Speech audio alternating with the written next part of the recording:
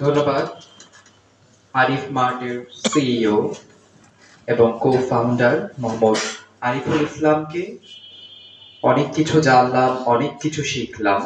আমার আগত দর্শক শ্রোতাদের প্রতি আমার অনুরোধ, আমরা যদি একটা তরুণকে স্বাবলম্বী করতে পারি, এই তরুণ আগামীর বাংলাদেশকে যেমন ই-কমার্স প্ল্যাটফর্ম থেকে নেতৃত্ব দিবে, ঠিক তেমনি তার সেই লিডারশিপের জায়গাটা আপনার জিডিপিতে, জিএনপিতে অ্যাড হবে। কাজেই আমি যদি কিছুটা বুদ্ধুরকি দিয়ে হলেও এখান থেকে প্রোডাক্ট পারচেস করি, আমার মনে হয় সেটা আমাদের ঝুলিতেই থেকে যাবে। ধন্যবাদ আরিফ ভাই। আপনি আমি মনোযোগ দিয়ে শুনছিলাম আপনার কথা। আপনি আমাদের বিদ্রোহী কবি নজরুলকে কতটুকু ধারণ করেন আমি জানি না, তবে আপনাকে দেখে এতটুকু মনে পড়ছে, বলবীর চির উন্নত মমশির। সেই মমশির হয়ে আপনি এগিয়ে যান। আপনার পথের স্বপ্নের সারথি হিসেবে আমরা সব সময় আছি আপনার পাশে। সম্মানিত অতিথিবৃন্দ, আজকে যেহেতু জুমার দিন, আমরা চেষ্টা করছি যে আজানের পূর্বে আমাদের নির্ধারিত শিডিউল শেষ করার।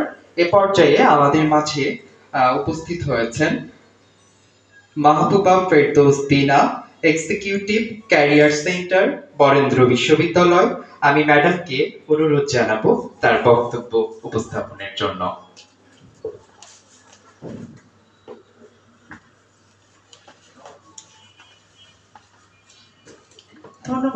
ধন্যবাদ সবাইকে।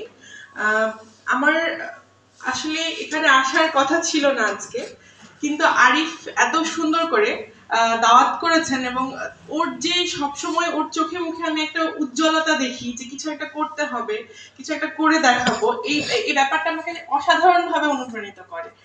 তো আমি জানি না আরিফের সাথে আমার কতদিন পর্যন্ত এই পরিচয়টা থাকবে বা যোগাযোগটা থাকবে, তবে এই যে একটা মাধ্যম আরিফ তৈরি করে দিল পরিচয়ের বা যোগাযোগ রাখার, আমি সেটা মেনটেন করার চেষ্টা করব। এবং আমার খুবই ভালো লাগছে, ও যেদিন প্রথম দিন এসে আমাকে বলল যে ম্যাম আমি আসলে মাদ্রাসা ব্যাকগ্রাউন্ডের, আমি আসলে হয়তো আপনার ক্লাস, আমি একটা ক্লাস নেই বরেন্দ্র বিশ্ববিদ্যালয় ক্যারিয়ার সেন্টারে, সেখানে আরিফ ভর্তি হয়েছিল আমার স্টুডেন্ট হিসেবে।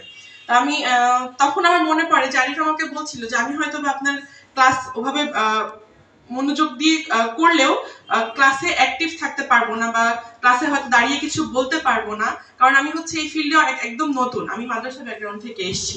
তো আমার ওই সময় ওকে একটু অনুপ্রেরণা দেওয়ার ছিল যে মাদ্রাসা ব্যাকগ্রাউন্ডের মানুষজন মেধাবী কম বা আমাদের চেয়ে কোনো অংশের তুলনায় কম, এটা আমি কখনোই মনে করি না, বরং আমার মনে হয় যে তারা আমাদের চেয়ে অনেক অনেক বেশি মেধাবী। আমি নিজে দেখেছি এটা, মাদ্রাসা ব্যাকগ্রাউন্ডের মানুষজন ঠিক কতটা মেধাবী হতে পারে, এবং আরিফ তার একটা জলজান্ত প্রমাণ। তারপর ধীরে ধীরে আরিফের সেই যাত্রা, মোটামুটি আমরা 10টা ক্লাস পার করে আজকে আমি এখানে এসে দাঁড়িয়ে যখন দেখলাম আরিফ এত সুন্দর করে সবটা বোঝালো এবং কথা বললো, আমার মনে হলো না এই সে ছেলেটি যে 2 মাস আগে আমাকে বলেছিল আমি হয়তো দাঁড়িয়ে কথা বলতে পারবো না। তো মানুষ চেষ্টা করলে সবকিছু পারে, ভালো কিছুর যদি নিয়াত থাকে আমরা সবকিছুই করে দেখাতে পারি। আমরা আসলে আরিফকে দেখে এখানে বুঝতে পারলাম, এবং আমার আরো বেশি ভালো লাগছে আপনাদের সবাইকে দেখে এখানে। আরিফ হয়তো আপনাদের সবাইকে খুব সুন্দরভাবে ডেকেছে এবং আপনাদের সাহায্য করার জন্য, হেল্প করার জন্য, তাকে অনুপ্রেরণা দেওয়ার জন্য এখানে এসেছেন, সেটা দেখেও আমার খুব ভালো লাগছে। সো কংগ্রাচুলেশন আরিফ, এবং বেস্ট অফ লাক।